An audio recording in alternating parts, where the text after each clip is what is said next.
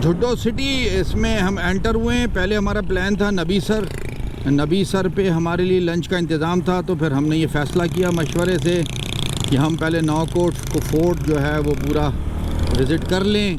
Visit करने के बाद फिर जो हम वापस लंच करें और फिर डायरेक्ट वहाँ से हैदराबाद यानी अपने घरों को वापस निकलें। तो ये थोड़ा सा प्लान जो है वो चेंज हुआ है, क्योंकि फिर हमें नबी सर में जहाँ हमारी दावत थी या दावत है वहाँ जो है वो तकरीबन यहाँ से 18 किलोमीटर है। तो बेहतर ये है कि हम पहले नौकोट किले को और क्या कहते हैं अपना नौकोट किले को पहले हम विज़िट कर लें और वापसी पे फिर हम जो है वो जहाँ हमें हमारा इंतज़ाम है लंच का जुनेदी के थ्रू, तो वहाँ फिर हम वापसी में जाएं, क्योंकि फिर रात बहुत हो जाएगी और सर्दियों के दिन हैं, दिन छोटे हैं। तो अमूमन हमारी प्लानिंग ये होती है कि हम अपनी मंजिल तक सूरज गुरूब होने से पहले पहुंच जाएं। तो झुड्डो सिटी इस वक्त हम उसमें से गुज़र रहे हैं।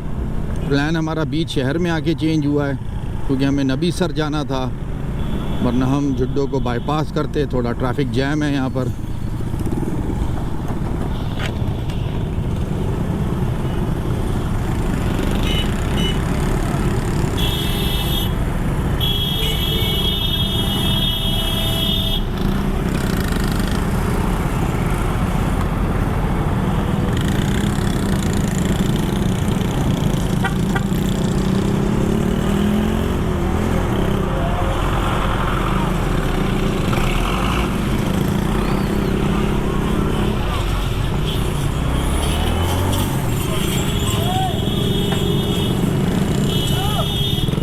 ये दौड़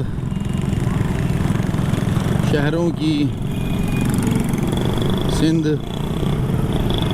हमारी धरती, हमारा पाकिस्तान, हमारा दिल, हमारी जान, उसका शहर झुड्डो जिसमें से हम गुज़र रहे हैं।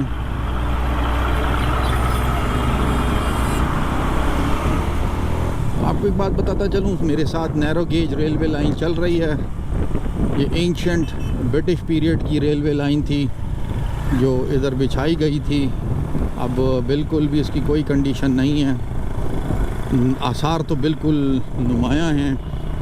कुछ 5-10 साल पहले मुझे जहन में है कि दोबारा इसको रिस्टोर किया गया था और इस पर स्टीम इंजन चलाया गया था मीरपुर ख़ास से।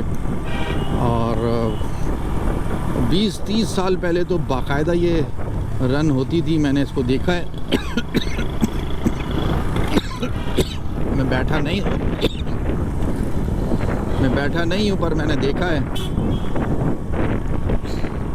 तो वो बंद हो चुकी है लाइन, रेलवे लाइन के आसार बाकायदा ये देखें आपको नज़र आ रहे हैं। राइट साइड पे रेलवे स्टेशंस भी हैं, अगर गवर्नमेंट चाहे थोड़ी सी तवज्जो दे तो ये सब काम बेहतरीन तरीके से हो सकता है। ये हमारा सरमाया है, इस सरमाए को हम बचाना चाहते हैं, बचाना चाहिए।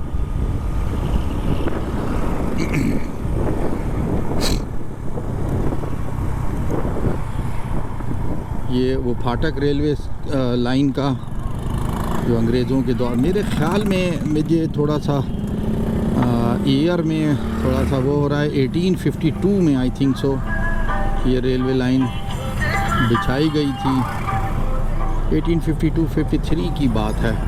ये देखें नैरो गेज इस पे से हम गुज़र रहे हैं।